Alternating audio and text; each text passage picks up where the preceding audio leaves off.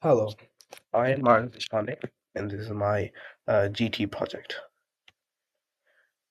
So, my GT project is about the career I want to be in the future, and for me, that is being an astrophysicist. Being an astrophysicist is like, think of Isaac Newton. What he did was he discovered gravity, but then also made equations to develop the concept of gravity and make it a more tangible format. And it also helped us calculate gravity later on. Although it wasn't 100% accurate, for his time, that was the most accurate he could make. That is the main thing of what I want to do. I want to observe different phenomena in the universe, and if I see something that doesn't make sense with what we have right now, then we can make a new thing, and we can try to comprehend it better. So yeah, being an astrophysicist deals with the physics of outer space. He would make up new theories about space-time, deal with the logistics of space travel, and innovate to colonize the last frontier. So a big part of being an astrophysicist is also logistics. Now, logistics, it also goes a bit more into rocket science and engineering, even a bit, but that is a lot more of what I want to pursue too. I would like to, let's just say, like, if this much fuel won't last, but if you have this much more fuel, then the rocket will get heavier. That is an equation. That was something that people in the 60s had to work a lot on to make work. Because the thing is, with rockets, when you put fuel into them, they get heavier. So you need more fuel. And they get heavier. More fuel, get heavier. And it's just a cycle. So some great innovators, they found out a middle balance through trial and experimentation. And since space is the last frontier, this is the most important frontier to us.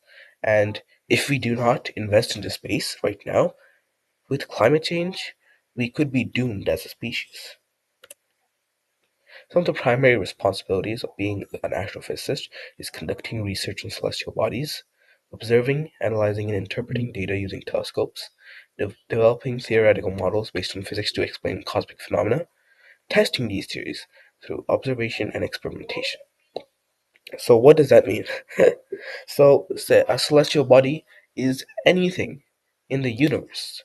It could be a planet, it could be a sun, it could be a satellite, it could be a moon, it could be anything in the universe.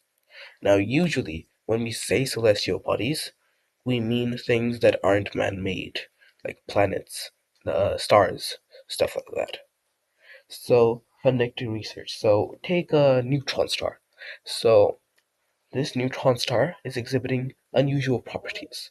So, why is that happening? Do we have any way to explain why that is happening? Or should we develop a new theory to explain why that is happening?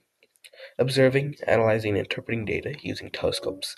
Now, that will be a huge, huge part of my job as an astrophysicist because what I will be doing is using telescopes for literally everything.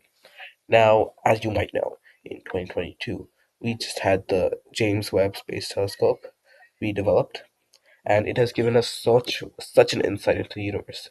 It has extended what we thought was the oldest age of the universe by approximately 600 million years. 600 million years. Developing theoretical models based on physics to explain cosmic phenomena. That goes back to what I said about neutron stars. So this neutron star is exhibiting unusual properties. So why is that happening? Do we have anything to explain why that is happening? Testing these theories through observation and experimentation. So right now, at this moment, we might not have the capabilities to send a probe to outer space and come back with information in my or my children's lifetime, but we may in the near future. Some skills or traits I might need is some strong skills in advanced mathematics and physics. So taking a bunch of math classes, math tutorials, a bunch of math classes in college, physics, taking extra physics, taking extra science class senior year, stuff like that. Critical thinking, data analysis, research abilities, and problem solving.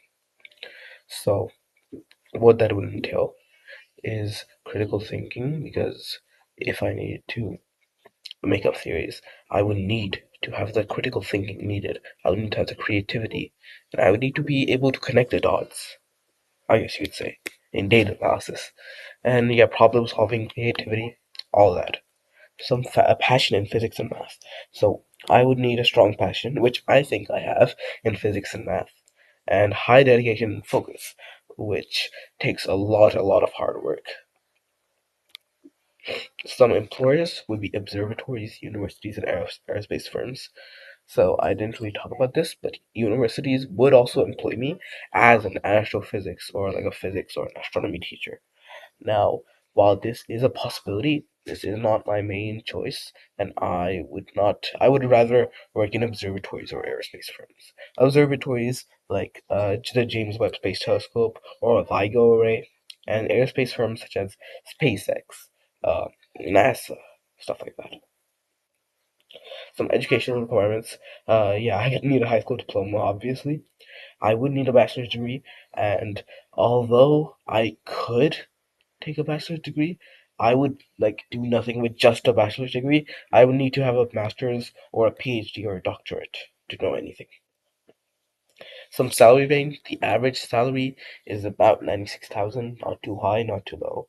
And the median total pay is 137,000, which is pretty good. Some job characteristics would be if in laboratories I would have a normal 40-hour per week schedule, like just a normal 9 to 5. And if I worked in observatories, I would have to work odd hours and may have to travel. But I feel like that would be more fulfilling because that is more what I want to do. Some positive features is STEM, my passion and expanding field. So space is literally the most expanding field. This is literally the last frontier. Like our field can get bigger than this.